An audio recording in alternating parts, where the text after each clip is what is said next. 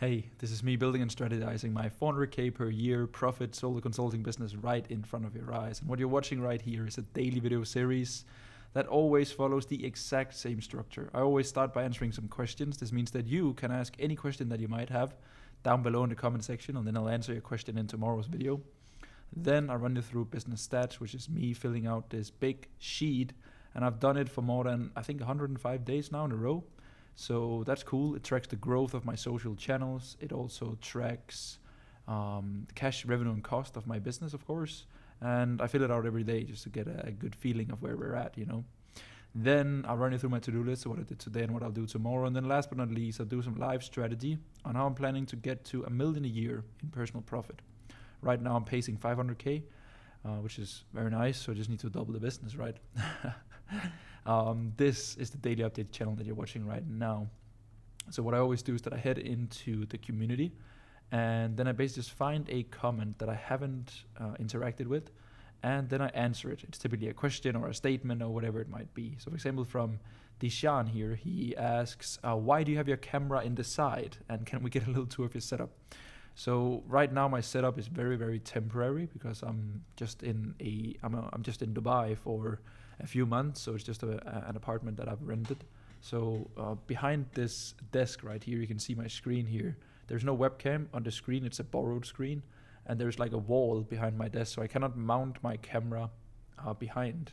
So it has to be like on the side of the desk. So that's why it's on the side. It's not to have like a fancy angle or whatever. I think it's a little bit annoying, but that's just how it is. If I want to like have a proper screen, which I prioritize.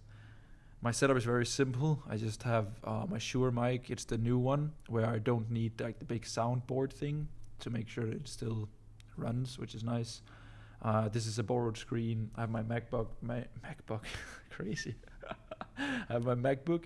I have headphones and AirPods, and I mainly use these when I work, so when I don't have calls, and I always use these when I have calls, and that's basically it. I'm very simple. I have an iPad as well that I use for YouTube videos on my main channel and stuff like that, but that's basically it. I hear a bell sound, but he didn't open the door. I live with my girlfriend and also my friend and partner in my agency. So they fortunately took the door for me while I record. Then we have Max. Hey bro, good to see you here. First comment, not a question, just appreciation. Been enjoying and following this series for a good while, and the way you always show up for it. Constant in inspiration and pioneer the space. Thank you so much, man. With that being said, I'll be yoinking this whole concept for my own journey to try for 1 month, starting September the 1st. Thanks for always inspiring others to do more. Until next time. Thank you, Max, and it was a pleasure seeing you again, and I wish you all the best, man. It was really good catching up, and I wish you all the best with your own journey. I'll keep you accountable. I'll check in on your channel and see if you keep your word. I know you will. Thank you, bro. Then we have Mason saying, loving the insights. How is it possible to handle so many clients by yourself? Do you use N8N or other AI agents? Good question, Mason. I handle everything myself. I don't have any team members outside of my editor. So right now I'm working with 19 clients, and then I have 5 or 6 clients in the agency. I'm looking at Anton for the answer. But of course in the agency I have Anton and Fred who does all service delivery. So like those 5 or 6 clients in the agency is taken good care of. So that's important for me. Then my 19 clients myself, I'll give you the breakdown here. So I speak bi-weekly with 16 of them, and then I have 3 of them who I speak to weekly, which basically comes down to like something along like 45 calls a month or something.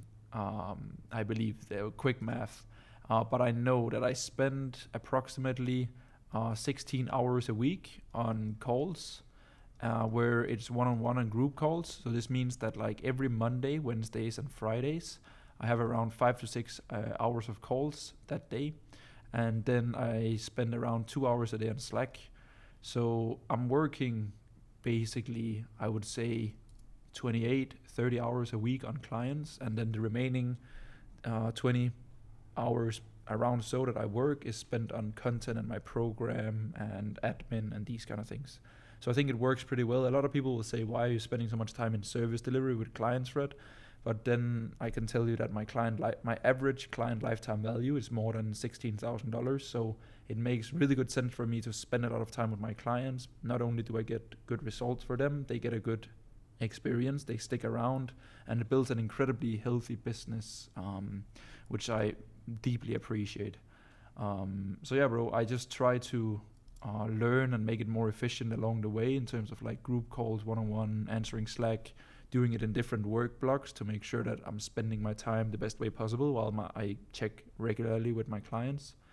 So yeah, that's just how I run it. I don't spend any time on acquisition and sales calls and DMs and stuff because I believe that I want to spend my energy and time and effort on people that have paid me instead of chasing and trying to convince people that I'm the right fit for them. I post a lot of content so people know what I do and what I can help with and my values as a mentor and a consultant.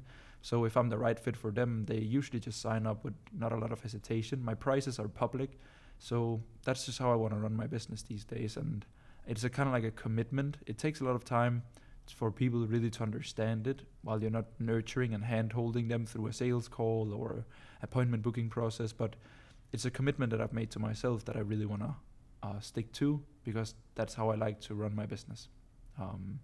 So yeah, I hope that makes good sense. Then we have Pedro. Let's see here. There we go.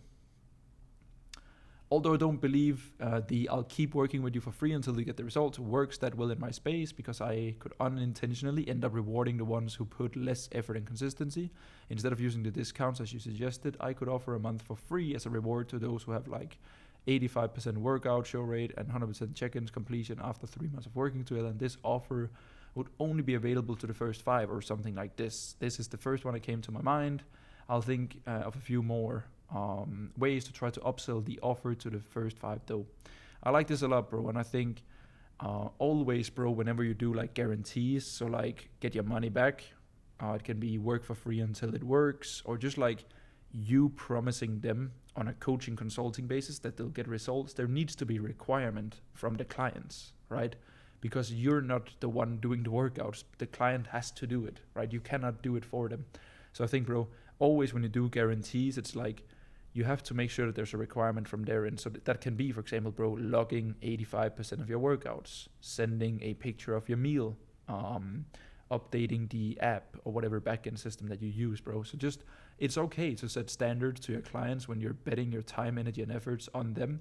So I like this approach a lot. So whenever you want to do guarantees, always make sure there are requirements on the client's end. I'm trying to go the no guarantees route also. It's also the best route, not gonna lie. I don't remember which video it was that I heard you talking about it, that you don't guarantee results, but you explained it in a way that made me really embrace that idea, haha. And in a way that it also makes the service stand out as a more honest one, in my opinion, which is great. I really agree, bro. Like, I would always choose a business that makes me, let's say, 20K a month working with clients that are there for me and not a guarantee or an offer, instead of making 30 or 35, 40K a month with people that are only there for the promises that I made to them, and they don't give a shit about me because they're only there because if it doesn't work, I just get my money back. Like, you want to work with like good people, because what coaching and consulting and like service-based businesses are is just like an exchange of energy, right? I am very proactive and I enjoy working with my clients, and I really want them to win, which means that I pour a lot of heart and soul into these people, and when they catch that and give it in return, then it's a good exchange. But if I give a lot of myself, right, to these people and all they care about is just results or promises or guarantees, it's like, it's a fucking dead end, you know? So like the quality of your clients also determine the happiness of your business and day-to-day life, because you have so much contact with your clients, right? I do have one more question though. I also wanted to create a higher offer on my services, including me for the workouts, a nutritionist for the meal plans, for a 50-50 offer, because I do believe some people will benefit tremendously from the combination of both of our knowledge. I think, bro, I like your idea here, but I think, bro, you, for example, you are selling the journey of fitness, and I have a lot of fitness coach clients, and none of them are nutritionists. Maybe one of them are, but the main thing here is that you went through a transformation, right? And this kind of like allows you to teach others on how you went through your own transformation. It's not that you're saying that you're a certified nutritionist, expert, blah, blah, blah. It's just, I did this, and this is my story, and this is my transformation. Here's what I did. If you want to learn how to do the same, I'm happy to teach you, right? So I think, bro, don't let that, like, these things hold you back from moving the needle in your business. Just like get going, brother. You know, you don't need a nutritionist. Just like, you know enough about food already, you know. But yeah, I hear you. I'll still answer your question, of course. Since you have 2 partners in your consulting biz, how did you guys know you were a great fit to work together with each other, and how did you discuss the idea? Very good question. Very good question. The question is a bit personal, I know, but I don't really know how to approach her with the idea, because even though we're relatively good friends, I've tried to work with a friend of mine in the past, and I know that it can go very wrong very easily. And thank you for noticing the gains. It means a lot, especially from someone I view as a mentor. Thank you, bro. So the way that I suggest doing business with friends, it makes it a lot more fun. Like, the 2 partners in my agency, Anton and Fred, are my best friends. So it means a lot to me that even though I have my own consulting side of business, I still get to talk to them every day about business, and it makes it more enjoyable that we are more people, and it becomes less lonely. So I really appreciate doing business with friends. It makes me, like, I enjoy it a lot more, because we get to bounce cool ideas off each other and work on cases, and it just gives me a lot of energy. Anton started as my appointment setter, then became my closer, then sales manager. We've been living together or in the same building for the last 2 years, so it was very natural to bring him on, because he's the best guy that I know at what he does, and then it makes good sense to give him a lot of responsibility in my company, because I know that the people that work with him get really good results, which also reflects back on my brand and my decision making, and the fact that I trust Fred and Anton so much. For example, Frederik, which is Anton's big brother, which is the 3rd partner of the agency, he was the one that did all my content. And if you watch my short form content, for example, on Instagram, when I started posting 2.5 years ago, it's the best content in the world. Like, Fred is so good at what he does. So it's kind of like the A team. It's like, it's really good people. Like, there's a reason why I've given them a big percentage. And we're 3 split, basically. Like, they're extraordinary good at what they do. So really good friends. We have the same ambition, same work ethic. They wanted to build, they want to build the same thing that I do. So it's very natural to partner, I would say. And also because all 3 of us makes money elsewhere. So it's not that, like, agency is still like a large chunk and a very important side to the business, but it's not that we're all married to, like, it becoming, like, it's the main bread and butter, kind of, because we all have clients elsewhere, which is also good. So I appreciate it, bro. I really appreciate it. We're already 13 minutes in. So Miguel, brother, I'll take your question tomorrow, because I promised myself to keep these videos below 20 minutes. So the next thing we gotta do is business stats, which is just me filling out this big sheet. As I said, I will zoom in so you can actually see something. But I always track 1 day behind, right? So today it's the 29th of August, and let's run through it. So 512 on the daily update channel. Then I have 6,525 on my main YouTube channel. My Instagram is currently sitting on 23, 512. Very nice. Yesterday I had an agency payment of 2,545. And I keep a fifth of that. Oh, a third, sorry. Which is 848.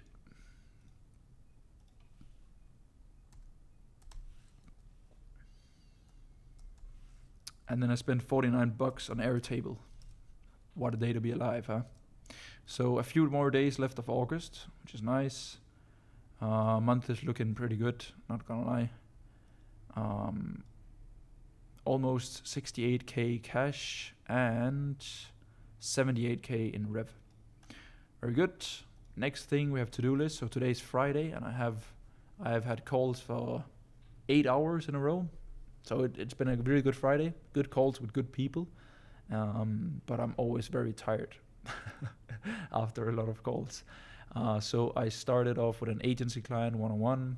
Then I had group call with my community where we spoke about how to how to basically be transparent, authentic in your content by embracing your journey and transformation and identity, so that you can actually speak from experience and speak from stories rather than tell people how to create a good offer. So that everything that you do comes from speaking in stories and analogies, and so that people get to know you outside of business and what you like and what you don't like, and what your values are and what your values isn't. It's very important in coaching consulting because information is slowly becoming a commodity with ChatGPT and these kind of things. So it's very so much about values as a person and as a mentor and a consultant, to get people over on your side of the fence instead of ending up somewhere else. So that's pretty important. Then I had one-on-one calls with clients. And yeah, now I'm done. And now I'm recording this thing, and then I'll go to bed. So it's nice. For strategy, I think I had an idea before I started, and then I started to yap, and now I can't really remember. What was it? Oh my goodness.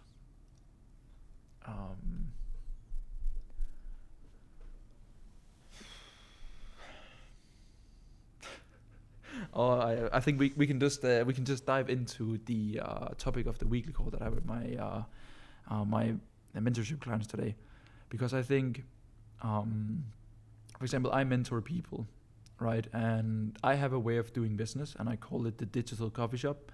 The digital coffee shop is a name that I've made as an analogy for people to resonate and understand the way that I think about business more easily, right? Because everyone has been to a coffee shop and can understand the story of a local coffee shop selling amazing coffee and through different ways of serving the coffee, right? Cappuccino, to go, yeah, you can get an iced Americano, you can buy the beans, whatever. It's like, that's how I build my business, right? I'm really good at scaling info and scaling coaching, consulting businesses, agencies. You can come in and you can work with me in different ways, and that's how I run the business, right? I don't have any crazy marketing like Starbucks or whatever, but I just serve some really good coffee, which is my knowledge, right? So that idea is built on a set of rules and foundations, right? My set of rules and foundations is, for example, I prioritize few clients, but good clients instead of many and bad clients. I prioritize profit over revenue because I see my business as a cash cow and as a cash flow business instead of an asset that can be sold with like high rev and ARR and whatever SaaS companies mentions their valuation. And I focus on serving people instead of brute force selling. I focus on sales assets and content and marketing driven sales rather than sales teams and guarantees and promises. So like I have like this like rules and ways of doing business that I've come up with based on my previous coaching business, where I learned a lot of good things but also a lot of bad things in terms of how I wanted to run the business and how I definitely not wanted to. So that comes from my own experience, which then modeled into all of these rules and ways of doing things, modeled into the digital coffee shop, right? And a lot of the people that I work with, I of course teach them my ways and what I'm doing. But the problem is that a lot of people can then be stuck in a bad loop of, I don't have the same case studies as Fred. I haven't done as much revenue as Fred. I don't have as big as a business as Fred. How can I ever share content online because he's better than me? And I could look at my mentor and be like, I can never be as good as him because he's doing better and bigger numbers than me. And all of this is completely false, because the whole point is that there is no one like you, because there's only one you that has gone through the same transformation that you have, the same journey, have had the same experiences throughout life, that shares the same view upon life, that has the same interest and hobbies and all of these things. So I try to teach my clients embracing all of the things that makes them, right? And the things that they like and don't like and these things, and then how to get that into their content so that their content feels unique, so that they can attract their own client base, just like I'm appealing to a client base. Because like typically your biggest flaws and bad things, quote unquote, is like really good to portray in your content. Like the more honest you can be and show your weak sides or flaws or whatever you want to call it, that makes you relatable. And if people can relate to you, they'll probably buy from you, because no one wants to buy from like a perfect person who seems like they've got everything figured out and is perfect in every aspect, because it's not attainable. And if people feel like it's not attainable, they will never buy it, because if they feel like they can't get it, why would they pay for it? So being relatable and vulnerable and personal in your content is the make it or break it if you want to have a well-oiled machine that sells services, coaching, consulting, agency, whatever, in like moving forward. I believe heavily in that. So that is it for today's video. I really appreciate it. I wish you an absolutely amazing weekend, and we'll see each other tomorrow.